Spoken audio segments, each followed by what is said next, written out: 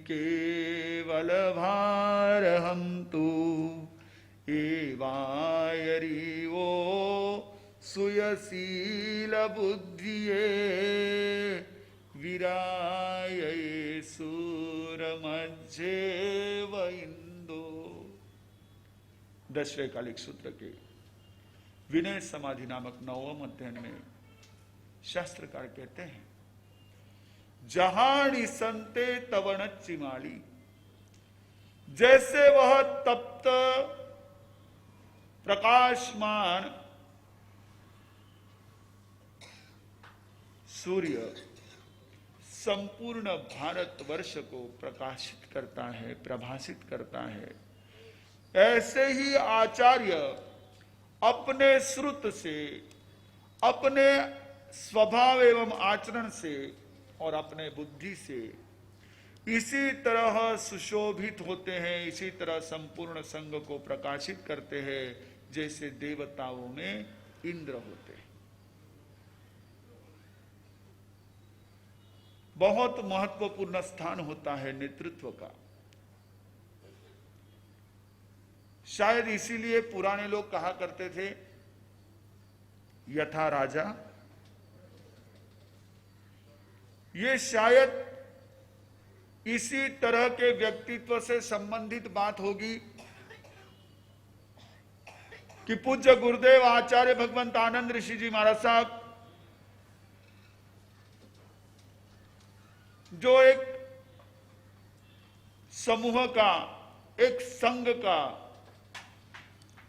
नेतृत्व संभालने की जिम्मेदारी लिए हुए थे। पंक्तियां अभी जैसे आपने शीर्षक की सुनी, मुखिया मुख सो चाहिए, बहुत सुंदर विवेचन हमने प्रवर्तक श्री जी से सुना, जो इतने सौभाग्यशाली रहे कि from first day till the end, पहले दिन से लेकर पूज्य गुरुदेव के अंतिम श्वास तक जिन्होंने आचार्य के रूप में उनकी सेवा की, ऐसे हमारे ये परम भाग्यशाली एकमात्र गुरु बंधु आज है। 1962 मई महीने में अक्षय तृतीया के अवसर पर प्रवर्तक श्री जी की दीक्षा हुई। दीक्षा के पश्चात गुरुदेव बंबई पधारे और बंबई घाट कोपर चतुर्मास के अंत में प्रथम पट्टधर आचार्य सम्राट आत्माराम जी महाराज साहब के देवलोक गमन के पश्चात आचार्य पद की जिम्मेदारी पूज्य गुरुदेव आनंद ऋषि जी महाराज साहब के कंधों पर आई। तब से लेकर जो 1992 28 मार्च तक गुरुदेव की परछाई बनकर साथ में रहे, जिन्होंने गुरुदेव के नेतृत्व को बहुत करीब से देखा, उसी महापुरुष के जीवन के लिए मुखिया मुख सो चाहिए, ये शीर्षक हमने चुना। तो मुख के बारे में आपने बात सुनी, पर एक बात उन्हीं की चर्चा के दरमियान मेरे दिमाग में आई कि मुंह में दोनों चीजें होती है, दांत भी होते हैं और जबान भी होती है। दोनों अपना काम बखूबी निभाते हैं।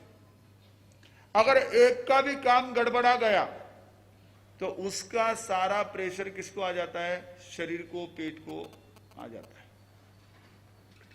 दांत क्रश करते हैं, हमारे शरीर के योग्य उसको बनाते हैं, और जबान उसको फिर आगे क्या कर देती है? सप्लाई कर देती है। जबान उसको आगे पहुंचा देती है, वो ट्रांसपोर्टिंग का काम करती है। पैकिंग का काम दांत करते हैं और ट्रांसपोर्टिंग का काम क्या होता है? जबान के द्वारा होता है। उसका एक ही काम है। आजकल बच्चे जो है आधा काम करते हैं, आधा काम छोड़ देते हैं। ट्रांसपोर्टिंग वाला काम चल जाता है, इसलिए उनको नरम नरम चीजें चाहिए, मैगी चाहिए और सारी जो कुछ चीजें होती है, पिज्जा विजा, ये सब चीजें, कि वो नरम नरम होती है, बराबर गटक जाती है। ट्रांसपोर्टिंग हो रहा है, लेकिन उसके पहले का पैकिंग नहीं हो रहा, और बिना पैकिंग का माल इधर उधर बिखर जाता है, वो फिर काम ही नहीं आता। तो दांत और जबान ये जैसे मुंह में होते हैं, वैसे जिसके स्वभाव में कठोरता और कोमलता साथ साथ चलती है, वो नेतृत्व होता है। पैरेलल चलती है, अलग अलग नहीं, इधर उधर नहीं भटकते, दोनों एक साथ रहते हैं, अपने अपनी जगह काम करते हैं। दांत के नीचे जबान नहीं आती है, वो अपना काम करती है, दांत अपने काम करते हैं। अगर कहीं दोनों क्रैश हो गए तो और भी परेशानी का काम। जिनके जीवन में ये दोनों गुण पैरेलल चलते थे, ऐसे गुरुदेव थे। मैंने जब गुरुदेव को देखा, उस समय गुरुदेव का बस आखिरी वो पैदल विहार था। हमारे गांव से गुरुदेव शिरूर चतुर्मास के लिए, घोड़नदी चतुर्मास के लिए पहुंचे। वो बाद में डोली में गुरुदेव को चलना पड़ा। हार्ट की तकलीफ होने से डॉक्टर ने ज्यादा पैदल चलने के लिए इनकार कर दिया, क्योंकि उस समय बाईपास का इतना था नहीं और ऐसे कोई ऑपरेशंस नहीं होते थे, तो इसलिए बाईपास का रिस्क न लेते हुए 1975 की बात है, 40 साल पहले। आज तो बाईपास ऐसे हो जैसे पांव का कांटा निकाल देते। किसी को बाईपास करना हो तो ना डॉक्टर को कुछ लगता है ना पेशेंट को कुछ लगता है। डॉक्टर हंसते हंसते कहते कुछ नहीं, आप बाईपास करा लो, स्टेंट डलवा लो। भाई साहब स्टेंट डलवा लो, बाईपास करवा लो, शरीर है इसका, कुछ विचार तो करो। नहीं नहीं नहीं, तो फिर गारंटी नहीं देते हम, सीधा हाथ झटक देते डॉक्टर। दूसरा कुछ हो सकता है, उस पर्याय के लिए कोई तैयारी नहीं, और लोग भी इतना दम नहीं ले रहे। अगर उनको कह दो भाई साहब आपका ऑपरेशन टल सकता है, तो तुरंत दूसरे डॉक्टर को बता देंगे, ये तो ऑपरेशन की मना कर रहे हैं, शायद ये डॉक्टर को कुछ आता नहीं है, दूसरे डॉक्टर को बता देंगे। उनको भी लगता है फटाफट काम खाली कर दो। जरा सा जुकाम हो गया तुरंत गोली ले लो, जरा सा बुखार आ गया इंजेक्शन ले लो, जरा सा हार्ट में प्रॉब्लम हो गया स्टेंट डाल दो, सांस ज्यादा लग रही है बाईपास करवा दो, फटाफट फटाफट इलाज। अरे उससे आपका शरीर जो एकदम से बिल्कुल रेडी है, वो अंदर कहीं ना कहीं डैमेज हो रहा है। आप मार्केट में जाते हो, अगर आपको ऐसा मोबाइल मिलता है कि जिसको पीछे स्टिकर लगा हुआ है, चिपकाया हुआ है, आप क्या कहोगे? फ्रेश मोबाइल है, नया मोबाइल है, अच्छा मोबाइल है। अरे इसमें कुछ तो भी गड़बड़ है, क्योंकि इसका स्पेयर पार्ट चेंज किया गया। गाड़ी भी आप लेते हो तो कैसी लेते हो? अरे अपना पेटी पे आके क्यों उसको खोलते हो बिना वजह? पर चलो छोड़ो, बात दूसरी कह रहा था मैं। गुरुदेव को डोली 75 के बाद लगी, उसके पहले गुरुदेव पैदल पैदल चलते थे, थोड़ा चलते थे, फिर 1-2 फरलांग चल के, जैसे हमारे प्रवर्तक श्री जी अभी चलते हैं, थोड़ा चले सांस फूल गई खड़े रह गए, तो वैसे ही गुरुदेव खड़े रह जाते, बैठ जाते। एक छोटा सा टेबल होता था फोल्डिंग वाला, उस वो भी प्लास्टिक का टेबल था, उसको बिछा देते, गुरुदेव विराज जाते। फिर बड़े सांस थोड़ी सी 2-3 सेकंड में नॉर्मल हो जाए, फिर प्रेम से पाठ सिखाते, सुनाते। मेरा पाठ रास्ते में सुन लेते थे, रास्ते में नहीं बोलते थे, चलते समय में सांस भी फूलती थी और हमारा नियम भी है, तो रास्ते में बात नहीं करते थे। लेकिन जैसे ही रुक गए गुरुदेव, तो फिर आगे का पाठ दे देते थे। ऐसे चलते चलते गुरुदेव ने जहां जहां बैठते थे वहां रुक रुक करके पाठ दे करके सामायिक पूरी करवा दी, प्रतिक्रमण शुरू करवा दिया। गुरुदेव विहार करते हुए बारामती पहुंचे। मैं साथ में ही चल रहा था। घोड़नदी के बाद में गुरुदेव का विहार हुआ, बारामती पहुंचे। करीब 76 की बात होगी, या 76 के पूना चतुर्मास के बाद नगर जाने से पहले गुरुदेव बारामती पहुंचे थे।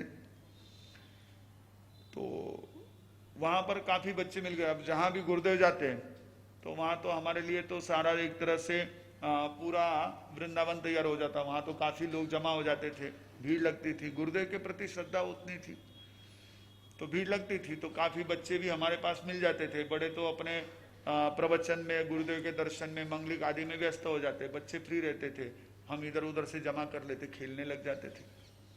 बारामती में भी मैं छोटा ही था, खेल रहा था बच्चों के साथ में। पूरा दिन कहाँ बीता पता ही नहीं चला। शाम का समय हुआ। प्रतिदिन का नियम था गुरुदेव के सेवा में जाना, सामायिक करना, प्रतिक्रमण में बैठना, जोर जोर से सवैया बोलना, मैं बैठा हूँ ये बताना, और फिर अपना लौट जाना। अब बच्चे रहते हैं, उनको एक रहती है मैं भी आया हूँ, मैं भी हूँ ये बताना। हमारे आरती को कई बार रहता है ना, मैं हूँ ये बताने की थोड़ी सी एक, बच्चे हैं स्वाभाविक रूप से वो एक भावना रहती है। तो थोड़ा जोर से गा करके फिर गुरुदेव को भी ध्यान में आ जाए, हाँ बैठे हैं किए ऐसा। तो पहले गया, सामायिक लिया। सामायिक लेते समय में गुरुदेव ने पूछा, प्रतिक्रमण की आज्ञा लेनी थी, उससे पहले पूछा आज क्या पढ़ाई की, कौन सा पाठ किया आज? अब हमारी तो हालत खराब, जबान बंद, कुछ कहते नहीं बने, क्यों? यही नहीं, कुछ दिन भर खेलते ही रहा। बच्चे मिल गए, खेलने में पाठ लेने का ध्यान ही नहीं रहा। ध्यान आया होगा तो भी बाद में लूंगा करके पूरा दिन निकल गए, कुछ नहीं जवाब दिया। वापिस दोबारा गुरुदेव ने पूछा, आज कई पाठ करो भाऊ? मैंने कोई जवाब नहीं दिया, चुपचाप बैठा। गुरुदेव ने कहा, देखो तुम मेरे साथ में हो, ये पढ़ने के लिए तुम्हारे पिताजी ने रखा हुआ है कि तुम यहां रहोगे, पढ़ाई करोगे। अगर तुमको यूं ही समय गंवाना है, अगर तुमको यूं ही दिन भर खेलना है, तो समाज के टुकड़े तोड़ने के लिए, समाज के टुकड़े काटने के लिए मेरे साथ नहीं रहना है। मैं पिताजी को बुला लेता हूं, भावने बुलाऊ आणि थने घरे भेज देऊ। सोच लीजिए, मैं 9-10 साल का था। आज तो आपके बच्चे को अगर ऐसा टीचर बोल दे तो स्कूल बदल देंगे आप, कि ये स्कूल में टीचर बहुत हमारे बच्चों को हेरिशमेंट होती है, हेरिशमेंट। ओहो, क्या शब्द है, जोरदार। बहुत उनको एक तरह से ये किया जाता है, टॉर्चर किया जाता है। जैसे कोई जेल में बंद कर दिया है, पुलिस कस्टडी में है और उसको पकड़ करके पीटा जा रहा है, ऐसे ऐसे शब्दों को हमने इजाद कर लिया, टॉर्चर करते हैं सर लोग। मैं कुछ नहीं बोला, चुपचाप गुरुदेव के वहां से उठा और मन में बड़ा अफसोस कर रहा था, आज पाठ नहीं लिया, गुरुदेव नाराज हो गए, ये हो गया, वो हो गया। तो फिर उसी में सुस्त था, सवैया भी अपना धीरे धीरे बोला, ज्यादा जोश वगैरह था नहीं। प्रतिक्रमण खत्म हुआ, फिर सब संतों की वंदना हो गई, फिर हमारा भी नंबर था, वंदना के लिए गया। गुरुदेव ने पीठ पर हाथ रखा, भाऊ मैं थने बोलियो, पूरो थने वाइट वाट्यो कही, उसका बुरा लगा तुझे? देख, मैंने तेरे भले के लिए कहा है, मुझे उससे कुछ नहीं होने वाला है। अगर तेरा दिल दुखा हो तो खमत खाना। गुरुदेव कह रहे, वो महापुरुष जिनकी उम्र इतनी, जिनका संयम इतना, जिनका पद ऐसा, वो महापुरुष एक बच्चे को कह रहे हैं, भाऊ थारो दिल दुखियो असल तो खमत खाना। आंखों में पानी आ गया। गुरुदेव के अंदर वो कोमलता भी थी, कठोरता भी थी, कोमलता भी थी। बाद में ऐसी गलती लगभग नहीं हो सकी कि जो पाठ लिया बाद में खेलते रहा, खेलना नहीं छोड़ा, पर पाठ लेकर के बाद में खेलता था। पाठ ले लेना, पाठ याद कर लेना, काम पूरा कर देना, और गुरुदेव ने फिर कभी नहीं रोका। हाँ, केवल हमने अगर अपने कर्तव्य में कभी यह की किसी प्रकार से उसमें कमी रखी तो गुरुदेव डांटते, नहीं तो गुरुदेव कभी नहीं। गुरुदेव बड़ा प्यार करते, बड़ा ध्यान रखते। गुरुदेव के अंदर तो वो करुणा थी। हमारे गुरु बंधु प्रशांत ऋषि जी महाराज साहब हमेशा सुनाते थे कि गुरुदेव की डोली चलती थी। हमारे गुरु बंधु प्रवर्तक ऋषि जी है, प्रवीण ऋषि जी महाराज साहब है, पद्म ऋषि जी, अक्षय ऋषि जी, आदर्श ऋषि जी महाराज साहब है, सब गुरु बंधु जो है वो डोली को लेकर के चलते थे। 10-10 किलोमीटर, 12-12 किलोमीटर, कभी आप भक्तों की मेहरबानी हो जाए तो 15 किलोमीटर चलते थे। मेरा कम आया ही नहीं। पहले मैं छोटा था, बाद में मैं ऊंचा हो गया, तो मेरे पास ये चीज कम आती थी। मुझे ऐसे ज्यादा ये नहीं करा, लेकिन फिर भी ठीक है, मैं कभी कभार थोड़ा सा जिद से ले लेता था, लेकिन जो ऑपोजिट साइड में रहता था उसको बहुत तकलीफ होती थी। मुझे तो इतनी दिक्कत नहीं होती थी, पर डोली थोड़ी सी टेढ़ी हो जाती तो उस पर ज्यादा वजन आ जाता था, तो कोई दिक्कत नहीं, वो बेचारे मेरे लिए झेल लेते थे। पर गुरुदेव को ज्यादा हिचकोले बैठते थे, इसलिए ज्यादा नहीं लेता था। तो वह डोली थोड़ी देर के लिए विश्रांति के लिए रास्ते में रोकी, गुरुदेव के दर्शन के लिए गए। गुरुदेव अपने मुलायम हाथों से कंधों को हाथ लगाकर कहते हैं, बहुत तकलीफ होती है ना आप लोगों को, मैं बहुत तकलीफ देता हूं। जबकि गुरुदेव नहीं देते थे। ये तो हम लोगों का एक गुरुदेव के प्रति ऐसा प्रेम था और हमारे मन में एक गुरुदेव के प्रति वो आस्था थी कि हम लोग सहज में उसको लेकर चलते थे। लेकिन गुरुदेव के मन में कितनी करुणा, गुरुदेव के मन में कितना वात्सल्य, और इसी वात्सल्य, इसी करुणा और इसी प्रेम के कारण, इसी आदर के कारण हर एक का, ऐसा नहीं है कि हम शिष्य थे, हमारा ध्यान रखते थे, हमको कहते थे। अभी आपने गुरुदेव की कुछ ऐसी निर्णयों की एक मजबूती के बारे में सुना। गुरुदेव निर्णय लेने में कभी हिचकिचाते नहीं थे, जो निर्णय लेना है पक्का। लॉक करने वाली बात आ जाइए, गुरुदेव के तो जीवन में वो उस समय में भी थी, लॉक कर दिया जाए, एक बार कह दिया खत्म।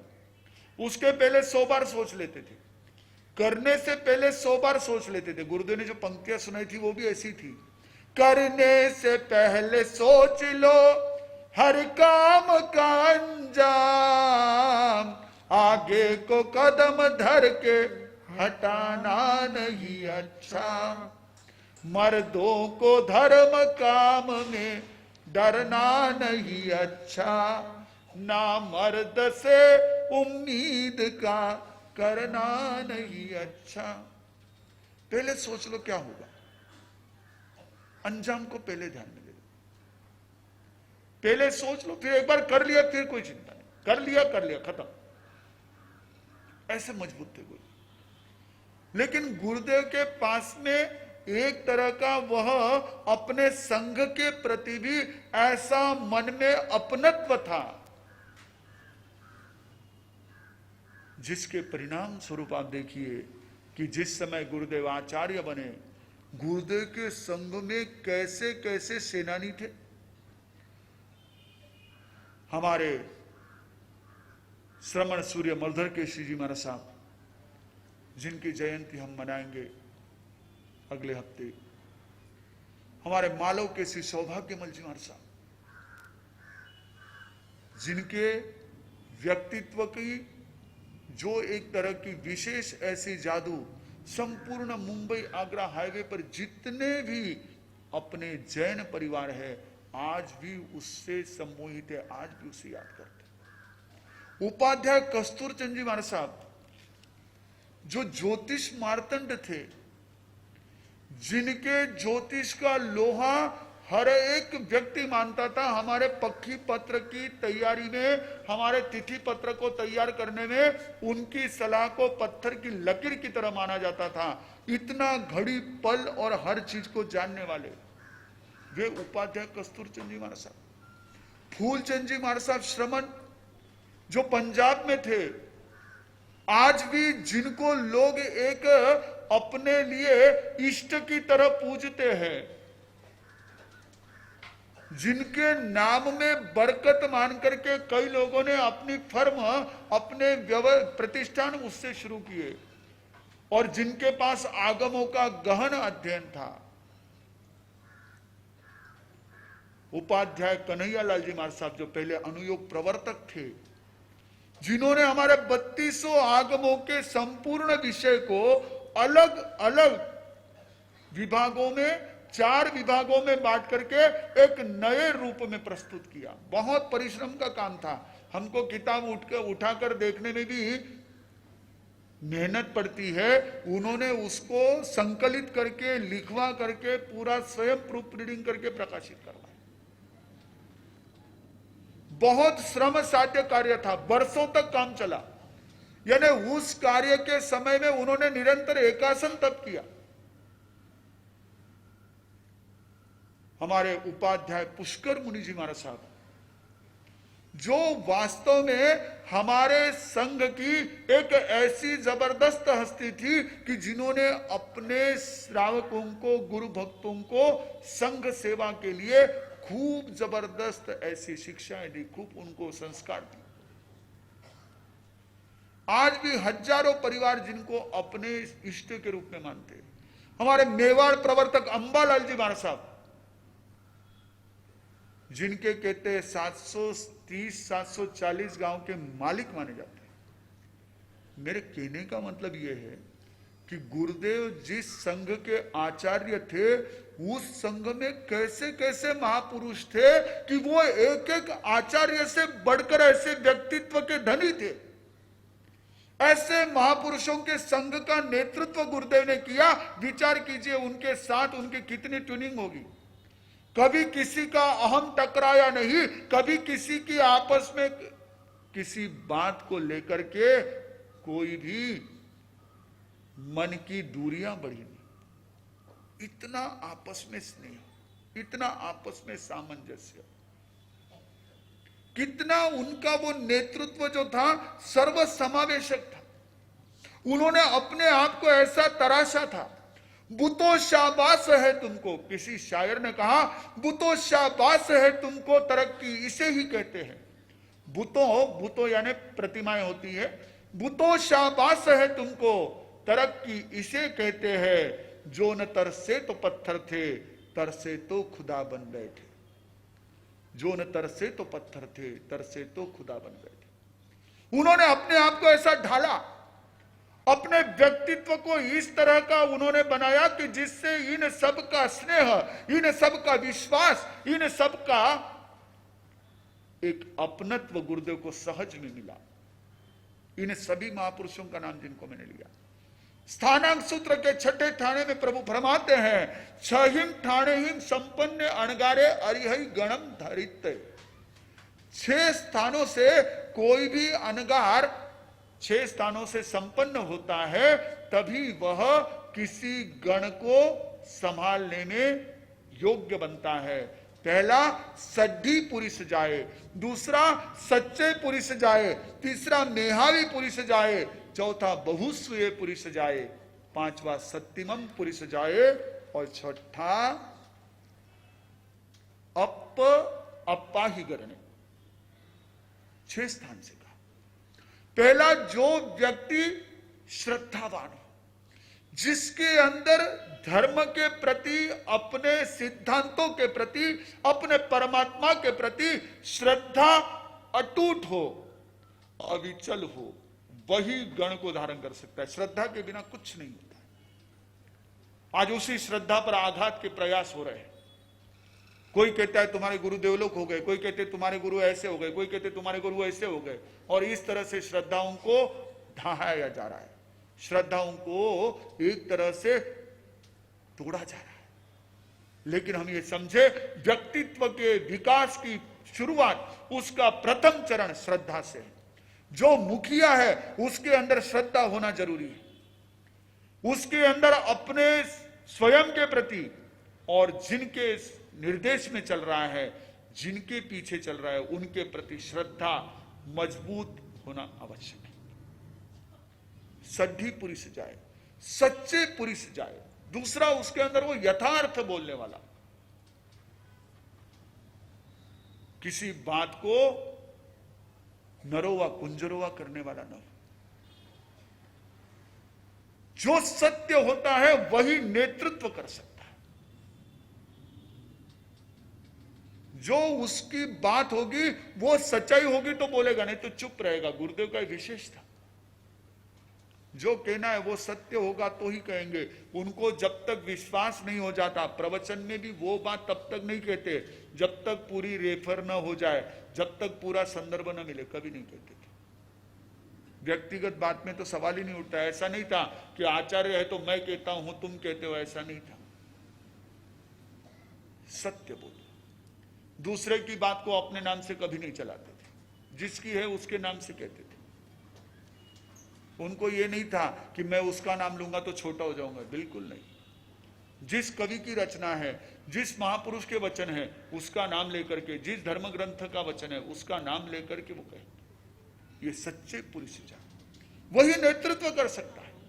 हमें भी अगर अपने समूह का, अपने परिवार का, अपने समाज का, अपने परिसर का नेतृत्व करना है तो ये गुण अत्यावश्यक होते हैं।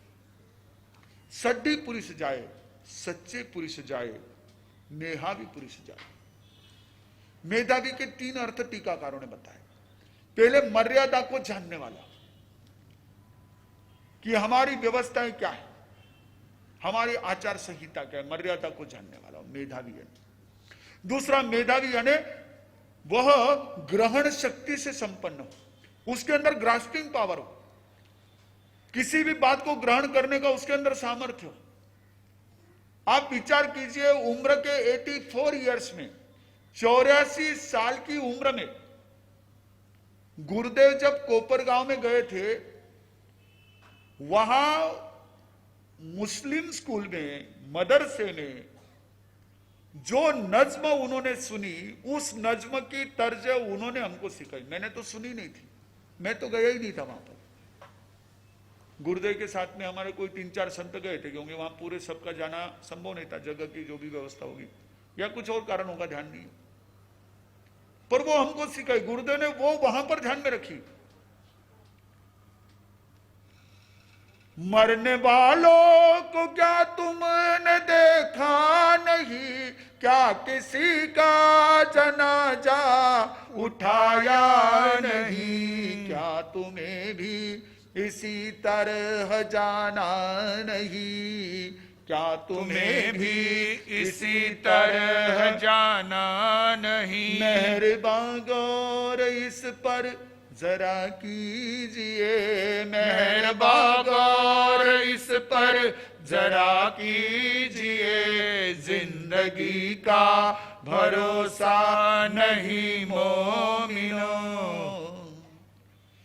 गुरुदेव ने ये पंक्तियां जिनमें बहुत अर्थ भरा था, उन पंक्तियों की तर्ज सीखी और उन पंक्तियों को लिखवा करके हमें कंठस्थ करवाया। अगर हम कभी रिवीजन करते समय एक आध कड़ी भूल जाते तो गुरुदेव याद करते कि ये कड़ी छूट गई।